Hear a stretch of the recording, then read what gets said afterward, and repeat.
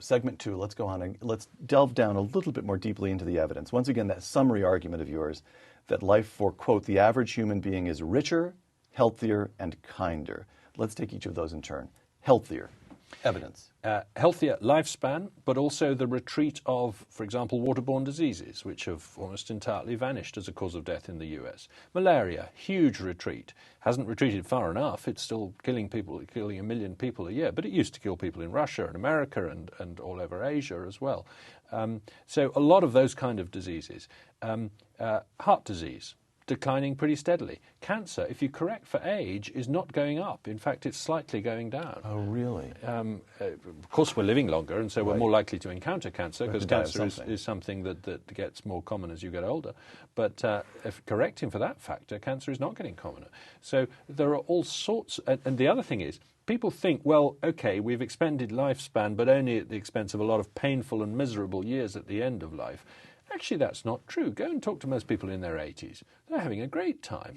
Now, sure, at some point, you start suffering, but the evidence is that we're compressing morbidity, that we're spending a longer time... The truly miserable bit comes at the tail end now. Exactly, and we're spending a longer time living and a shorter time dying. I see. Now, that's not true for someone with Alzheimer's or something like that, but it is true for most people.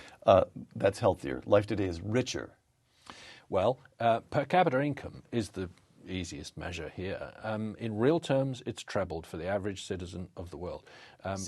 Since I was born, since the late 1950s. In other words, in about 50 years. I'm 52 years old.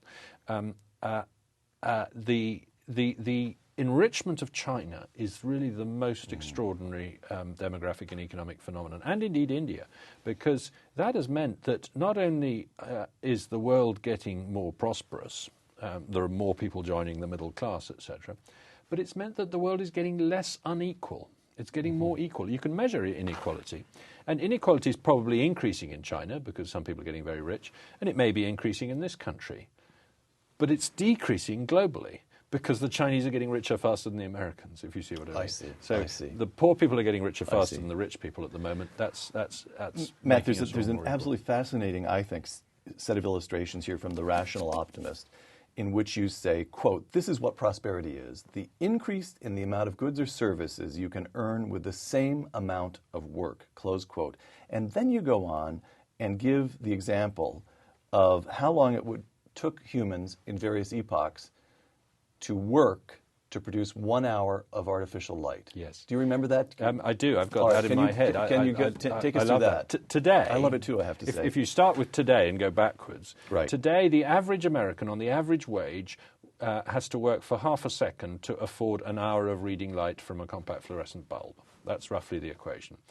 Back in 1950, you had to work for 8 seconds with an incandescent bulb, with the then price of electricity, with the then average wage. In 1880, it was 15 minutes that you had to work, with a kerosene lamp, exactly.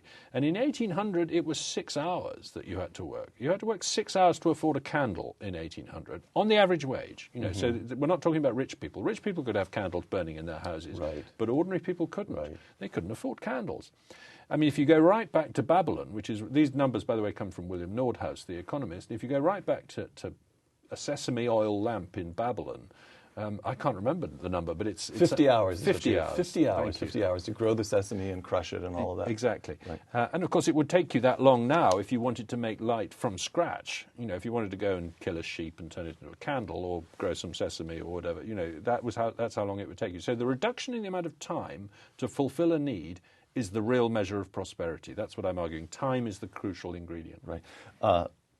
Matt, the third of these attributes, life is kinder. That's harder to argue, isn't it? Go ahead. Well, I think it is. Look at charitable giving. It's rising faster than GDP in countries like the US and the UK. Look at homicide. Your chances of being a victim of homicide were about 10 times what they are now in Europe in the Middle Ages. It's been declining steadily ever since. Look at the kinds of things that we don't tolerate nowadays that we thought routine before: slavery, racial prejudice, gender prejudice. We're much less tolerant of unkindness now, and that's a measure of how much nicer we are. On the whole, there's an awful lot wrong with life, but it's not that unkind compared with what it was in the past. Compared with what it was in the past. All right. Recurring question. I have one version or another of this question in virtually every segment in my notes here. What is everybody complaining about?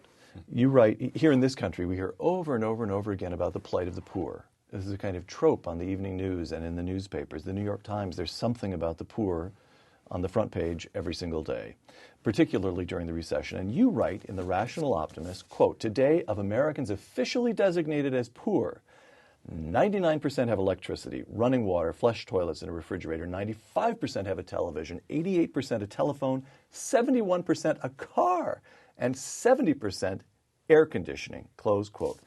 So, how is it, what is going on that we seem to be stuck with these political tropes that are decades out of date? Well, partly we're interested in relative wealth, and so we adjust what we mean by poor. We say, you're now considered poor even if you've got a car or whatever, which would have been ridiculous in the early years of the 20th century. And partly, of course, as I say, we're getting kinder, and so that means we want to show our kindness, and one of the ways of showing our kindness is to show concern about the fact that some people are not as well off as others. So it doesn't reflect badly that we talk about this, but it just means that we keep forgetting to notice the improvement. Now, why does that matter? Because I think in order to be ambitious to make improvements in the future, you have to understand that it's possible. You have to look around, look at the recent past and say, my goodness, actually, we've dragged a lot of people up the income scale in the last 30 or 40 years. We're not doing badly. That means let's do it again. Let's drag them even further up the income scale.